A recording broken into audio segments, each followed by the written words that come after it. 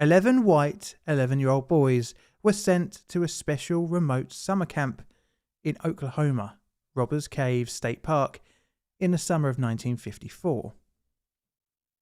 Each child is unknown to one another, but they all have a few common background traits: their ethnicity, religion, and two-parent upbringing. They have been told that they will be living together on this scout camp site, but first they must all get to know each other and pick a group name. To solidify the bond between the boys, a number of regular summer camp activities are undertaken, such as swimming, hiking, and playing games. The boys pick the name the Eagles and stencil this onto white flags. What the children didn't know was that an almost identical story was playing out with another group of 11 to 12-year-old boys across the park, and they had given themselves the name the Rattlers. Neither group is aware of one another, and they are also unaware that in just a few days' time they'll be competing against each other in a number of standard summer camp activities.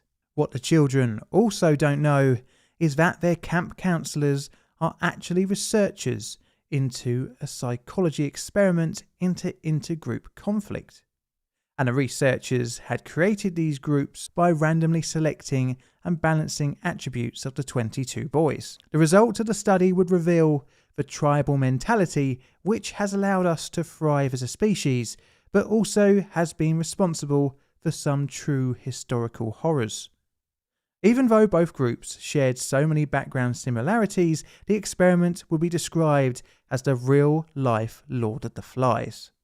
Welcome to the dark side of science.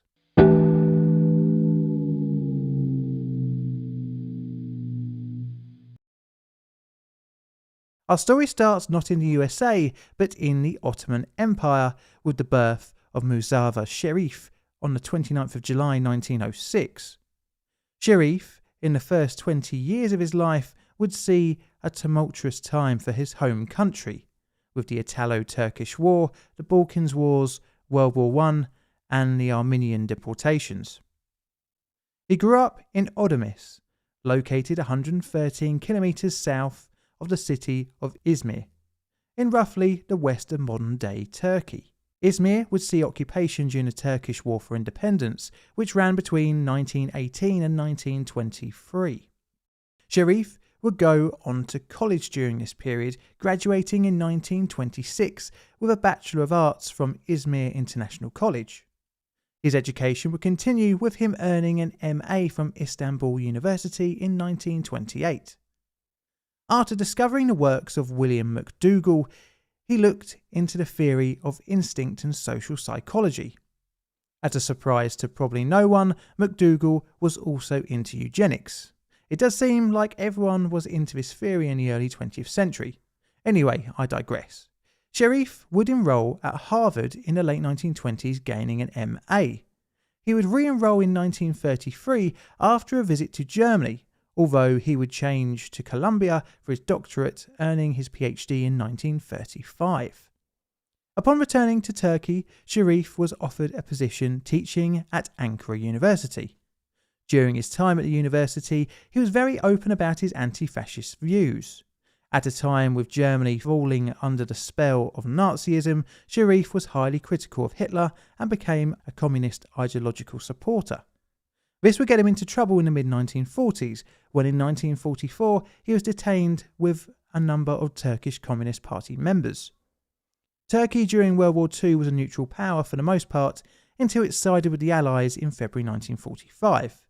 But the country was fearful of a Soviet invasion and sought to secure itself with the capitalist Western Allies.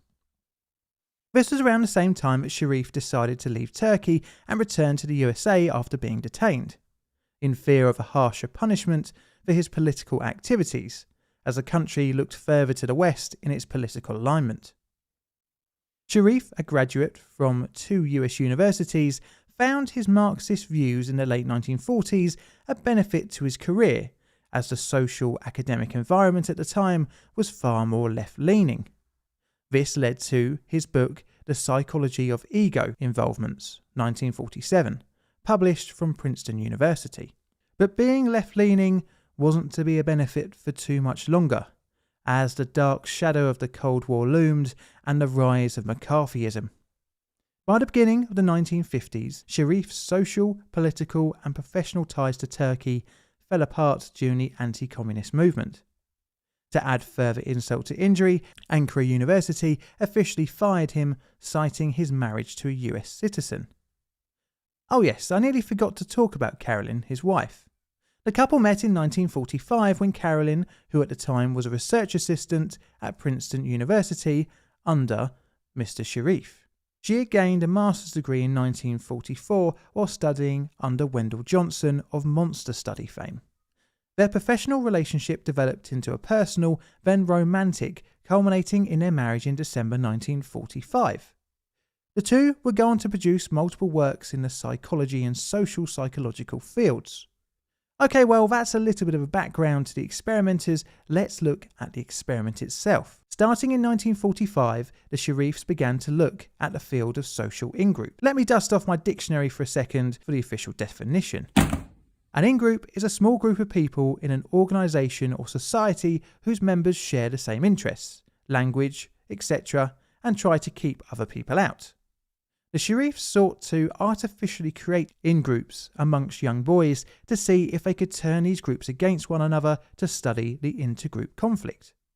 The first experiment would take place in the summer of 1949 with 24 white 12-year-old boys from lower middle-class Protestant backgrounds at an isolated camp in Middle Grove. It would be funded by Yale University and the Department for Scientific Research of the American Jewish Community. The reason for all the children having the same background was to eliminate differences apart from personality between the boys. Sharif would, for the experiment, disguise himself as Mr. Musée, the camp caretaker, as a way for him to observe the behaviour of his subjects. The experiment would be formed of 3 stages. The first consisted of all the boys taking part in activities amongst each other and were allowed to form friendships. After a while, the 24 boys were divided into 2 groups. The experimenters deliberately separated the budding friendships in their selection of each cohort of 12 children. From then on, stage 2 commenced, where each group would only be allowed to interact within each other. This was to try and establish an in-group mentality. The team buildings were conducted where a common goal appealed to all in the group. By the end of this stage, Sharif noted that friendships were bonding within the individual groups and a hierarchical structure had formed. They found that the boys preferred interacting with their own in-group over the other. Although this seems like a clean-cut hypothesis confirmation, it wasn't so perfect, but we'll discuss that later on. Now, with the 2 groups, stage 3 would involve adversarial competition. It was observed that the 2 groups would act hostile to one another. And although acting democratically internally in their 12-strong teams, the boys didn't conduct themselves accordingly with the outgroup. Sharif tried to restore harmony at the end of the study by giving the boys a common enemy to unite against. They did this by beating a softball team from outside the camp, although tensions still existed between the 2 groups. With these promising results, the Sharifs sought out to expand upon the subject of in-groups. This brings us on to the 1953 Sharif's next experiment into intergroup behaviour. The study would follow the same lines as the 1949 experiment, but would employ greater laboratory controls. But it would only get to stage 2 before being terminated early. Sharif would later say in his 1961 Robbers Cave book on the reason for the failed experiment. Owing to various difficulties and unfavourable conditions, including errors of judgment in the direction of the experiment.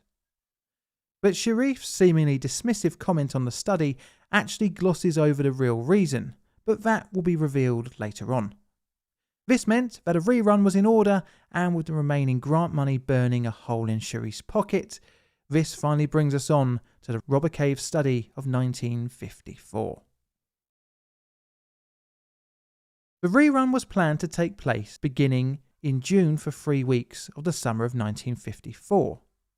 The experiment would have 22 boys, all from similar backgrounds, but vitally not to have ever had any previous interactions with one another. But where to get so many children? It's not like you can just go take a class from a school, as there would be prejudices, in-groups, microcultures, and already inevitable rivalries. All of this could muddy a potential experiment. In order to find a group large enough, a city had to be selected to find the pool of subjects. The experimenters settled on Oklahoma. Sherif decided that a maximum of 1 boy per school could be selected. Researchers were dispatched throughout the city to its many schools, and armed with higher education credentials and a letter, managed to gain permission from the principals to go into the schoolyard to observe 5th grader boys playing. These credentials also gained access for the researchers to the children's school records. This, compared to the modern world of stranger danger, really blows my mind. Oh, the 1950s, where a degree and a letter will get you in anywhere. In total, around 200 children were selected. This would require a little more selection, down to around 50. Anyway, to cut a long story short, around 5 or 6 children per school were selected, rated top to bottom in preference, and their parents were contacted in the same order. The parents were given the same explanation of the study as the principals, that the Sherif team was looking to study the interaction of group activities within teams and how they would act during sporting activities and their attitudes towards winning or losing. The parents were explicitly told that visiting their child during the 3 weeks was prohibited and the camp would cost $25, which apparently on the inflation calculator is around $261 in 2022 money. Eventually, the 22 participants were selected and thus the experiment could begin. The overall concept of the experiment would be copied from the 1949 and failed 1953 studies, but would take a 3-stage form. Sherif named the first stage in-group formation. This would take the space of a week, where 2 groups were kept separate, and team-building exercises were undertaken to form an in-group bond within the participants. Games and treasure hunts were planned during Stage 1 to help build friendships and in-group alliances. Stage 2 would be the conflict or friction phase. This would involve a tournament between the 2 groups, consisting of sports like baseball, tug-of-war, and a scavenger hunt, but also experimental tests like bean counting competitions. A trophy was promised for the winners of the competition, as well as prizes like knives and medals. Oh, the 1950s, where pre-teens were given weapons.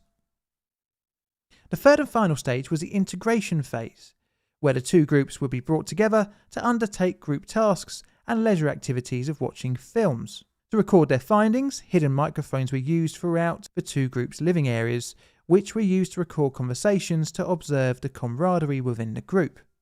The groups were also given questionnaires to fill out about their group and later about the outer group. On the 19th of June 1954, a coach of 11 children arrived at the Robbers Cave State Park in Oklahoma. A day later, another group of 11 would also arrive at the camp. Both groups were unaware of the other, and throughout Stage 1, the experimenters would keep this the case by carefully managing the 2's activities throughout the park. The boys would stay in log cabins alongside the Moccasin Creek, where they could swim, play, and explore among the nearby woods. Each group had junior camp counselors, who were university students.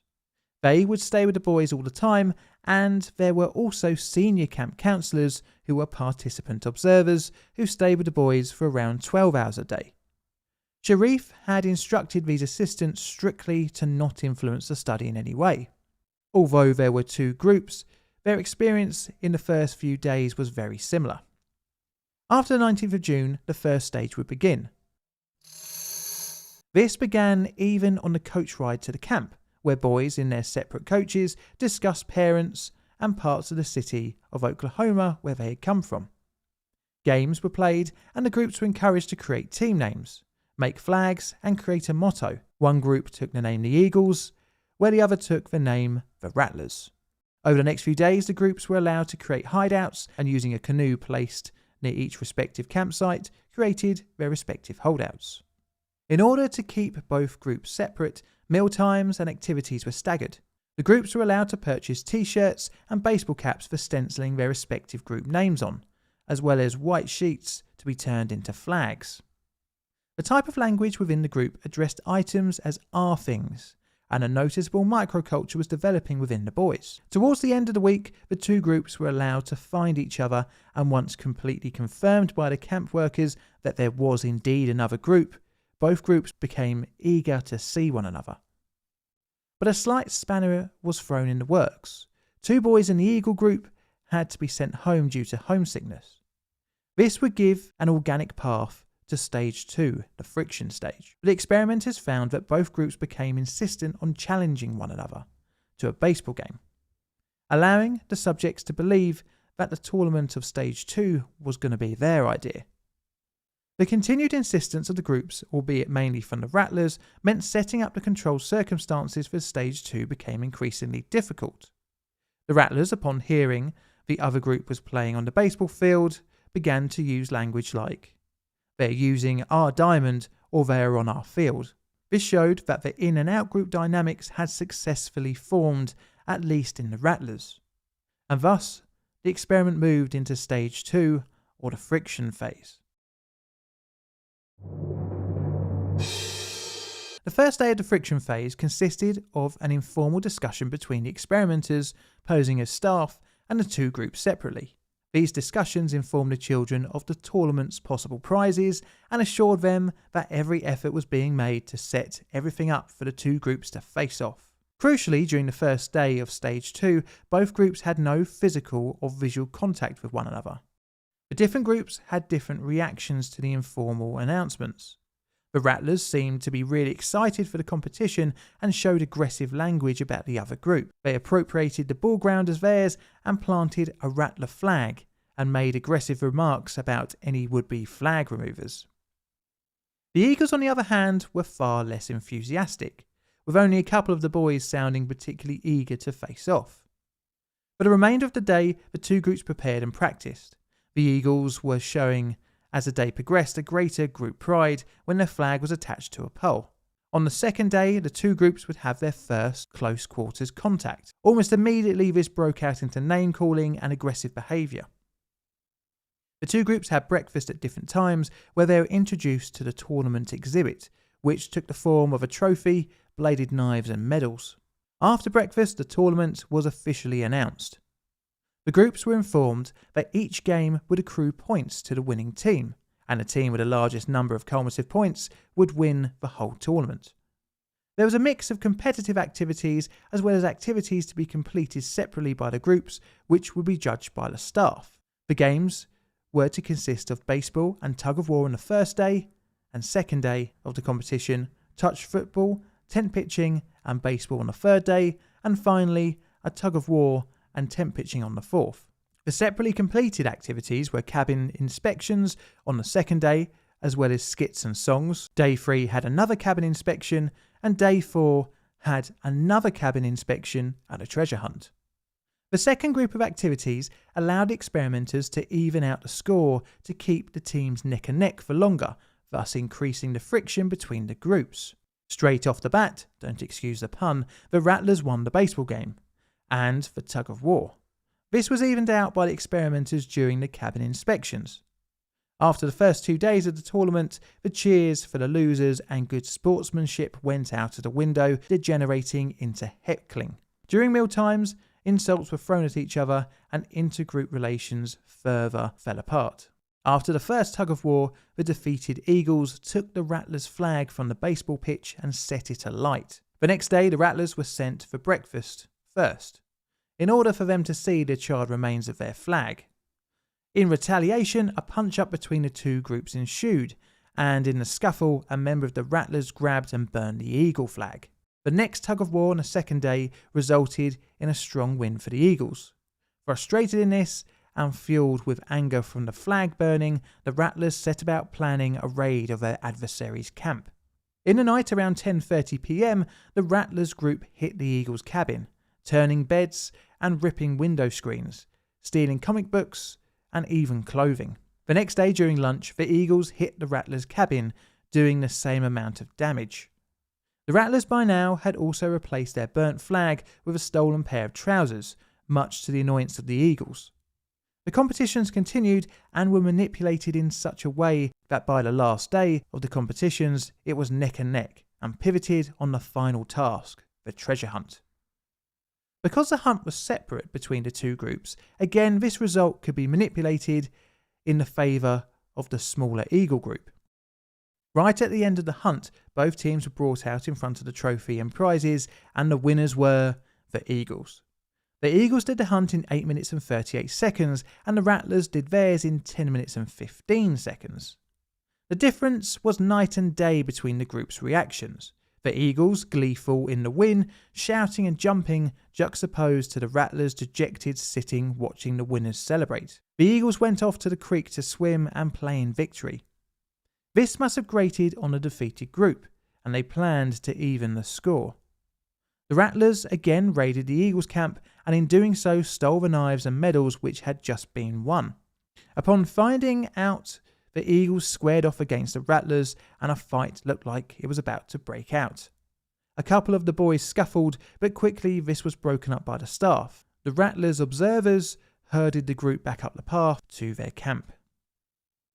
A staff member returned some of the prizes to the Eagles, but it was clear that neither group wanted to have anything to do with the other.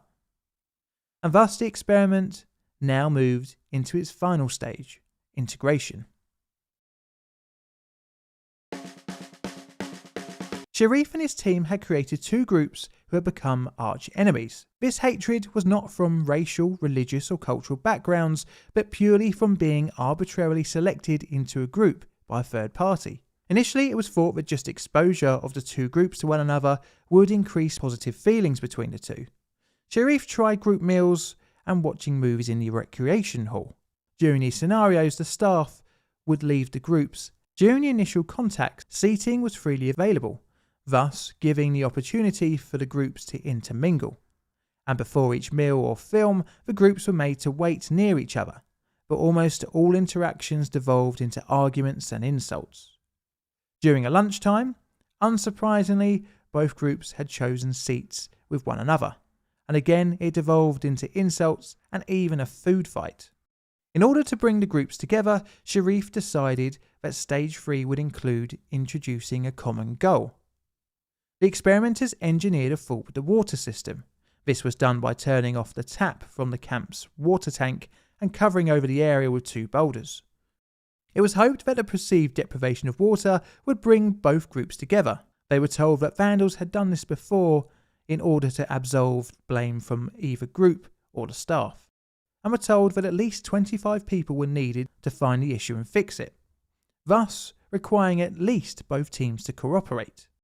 After the combined effort of both groups fixed the water issue, many of the boys went off to catch lizards, play and carve wood whistles.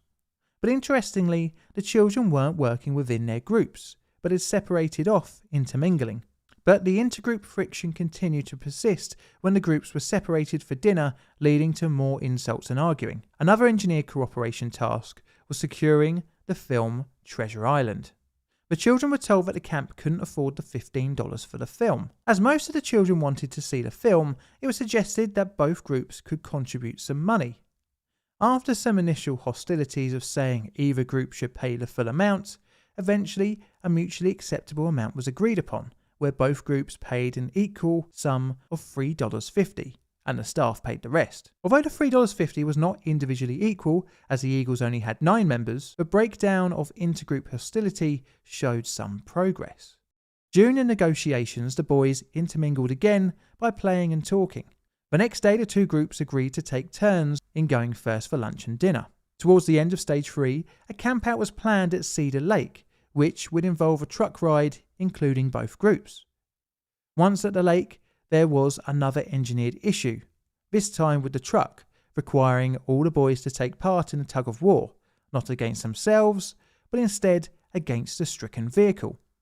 After several attempts of pulling the vehicle, the truck restarted and both groups erupted into jubilant celebration across group lines. The next day, a trip to Arkansas was announced. This, unlike before, was seen as agreeable by both parties for the other to come along. For the final dinner back at the Robbers Cave site, the experimenters mixed around the seating from before, as to encourage more intermingling. Both groups, as they had done before, lined up, but interestingly, after collecting their food, all of the boys sat together across group boundaries. During the evening's discussion, the idea was posited that they all travelled back home on the same bus.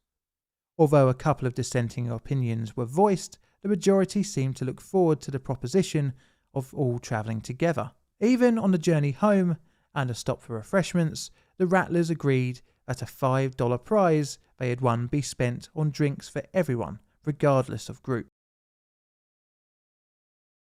It seemed as if Sharif's hypothesis was correct, in that he could create two groups from almost identical backgrounds to hate one another. The experiment also showed that within the groups a hierarchy was formed with high and low status individuals, all without the encouragement of the adults. It was discovered that in-group stability increased when put into competitive situations with an outgroup, and out-group hostility also increased. He also discovered that just exposing the two groups without competition during stage 3 didn't reduce hostility, and as such, group goals needed to be enacted to try and improve intergroup relations. The ultimate result was, although intergroup friction is increased when competition is included, it can be reduced, thus meaning in the wider world, intergroup relations can be improved. At the end of stage 2, Sharif found that intergroup friendships were around 93%, but by the end of the third stage, this had dropped to around 75%, meaning that boundaries had been blurred by the use of superordinate goals. The study has been used as a practical example of realistic conflict theory, where intergroup hostility can arise as a result of competition over limited resources. It doesn't matter, however, if it's real or perceived. This theory has many extensions to explaining racism, xenophobia, and in general our human desire for tribalism, or the exclusion of the other. Take football, or soccer if you're American games for example. People from essentially very similar backgrounds shout hatred and abuse to one another in the stands, just because two teams are playing against one another on the pitch. The spectators probably have more in common with one another than the millionaire sportsmen that they are cheering on. But what of the criticism? Well, there is a long list of both moral and scientific issues here. Morality: the use of children who by design were not aware of the experiment couldn't give informed consent, and their parents and teachers as well were not given the full concept of what the boys were going to be involved in. This, however, does play into Sharif's stated reliability of the experiment's results. But the scientific validity of the study has also been criticised. This is due to the odd vibes during the experiment, where staff members did not exactly act like they were actually staff. Instead of breaking up fights, they took photographs. Instead of telling of poor behaviour, they took notes. This was clearly not subtle, as the reason for the 1953 study ending early was likely due to the fact the children kept on asking why there were microphones hanging in their camp, and the ultimate discovery of a notebook with observations of the children written in. The children, instead of forming into two groups, actually rallied against the experimenters, thus scuppering Sharif's theory. In the Robbers Cave experiment of 1954, the assertion of Sharif that the adults had no influence over the children is clearly wrong, as stage 2 was manipulated to increase the tension between the groups. Even one of the group's names, the Rattlers, was influenced by the boys witnessing one of the adults shooting a snake. The fact that the staff did not act like normal camp workers could have played up the reaction of the boys to be more aggressive. Also, there was no control group, which also brings up issues of the experiment's result validity. How can we know for certain if the groups would become hostile, have food fights, and shout abuse at each other at a normal camp where staff wouldn't intervene and stop the bad behaviour? Furthermore, it could be normal for boys who started out as enemies to end up as friends after 3 weeks, regardless of the superordinate goals set out by the experimenters, leading to Sharif placing more weight on the results and attributing the children's actions to his realistic conflict theory. The study would become a cornerstone of realistic conflict theory and put the Sharifs into the Hall of Fame of experimental psychologists. But multiple modern re-evaluations of the experiment have disputed this.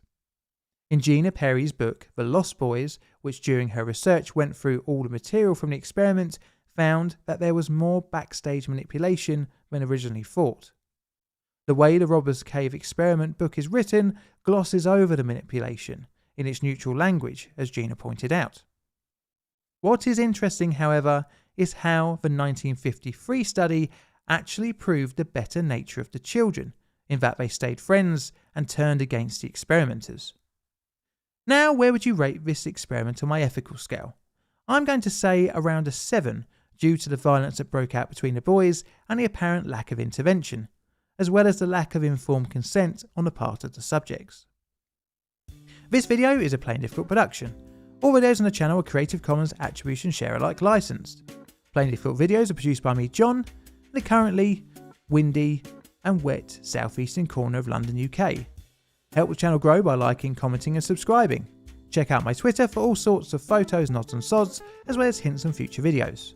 I've got Patreon and YouTube membership as well, so check them out if you fancy supporting the channel financially. And all that's left to say is thank you for watching.